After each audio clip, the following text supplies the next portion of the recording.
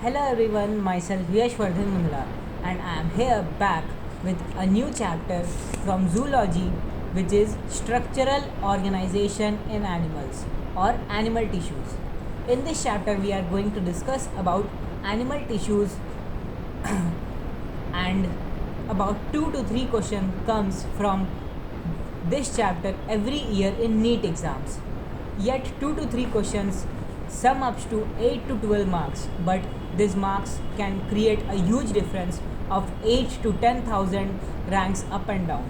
So, first thing, animal tissue term was given by the scientist Bychat, and the study of cells is known as histology, and father of histology is Bychat only.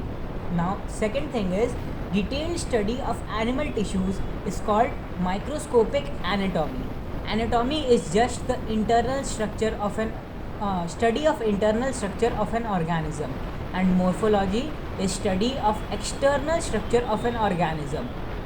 Father of microscopic anatomy is Marcello Malfatti.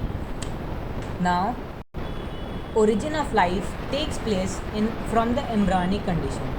When we are in embryonic condition, there are three germinal layers basically. First one is ectoderm or the outermost layer. Second comes mesoderm or the middlemost layer. Third comes the endoderm, which is the innermost layer. All of the body parts including skin, heart, cartilage, bones, etc., everything in our body germinates from these three layers only. On the basis of functions, tissues can be classified into four types. Before that, let me explain you what are tissues exactly. Group of similar cells performing a same common function along with the intercellular spaces is known as tissues. In simple words, हर similar cell मतलब एक जैसा जितना भी cell हो एक जगह पे और उसका इंटरसेलुलर स्पेसेस जब एक ही काम करे तो हम लोग उसको टिश्यूज़ बोलते हैं. बहुत सारे सेल्स मिलके टिश्यूज़ बनाता है. Four types of tissues basically on the basis of functions are epithelial tissue, connective tissue, nervous tissue and muscular tissue. Epithelial tissue is basically for covering and protection. It originates from all three germinal layers: endoderm, mesoderm and ectoderm. Second comes connective tissue. Connective tissue basically connect, support and transport the things in our body. It originates from the mesoderm germinal layer. Third comes muscular tissue. Its work is contraction and relaxation. It also germinates from the mesoderm. Fourth one comes nervous tissue. Nervous tissue generates and conducts impulses in our body. Nerve impulses are basically electrical signals which helps in control and coordination in our body. Nervous tissue originates from the ectoderm layer.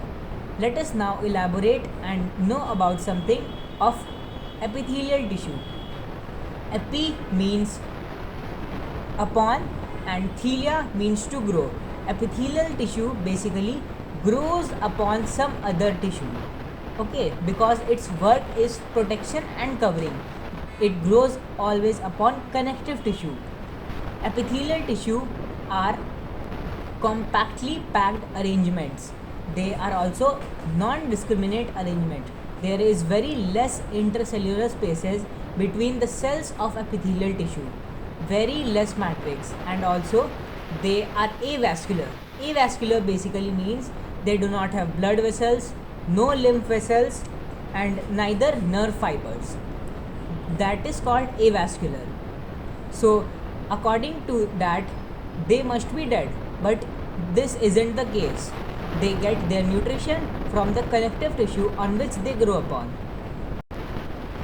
See, epithelial tissue germinates,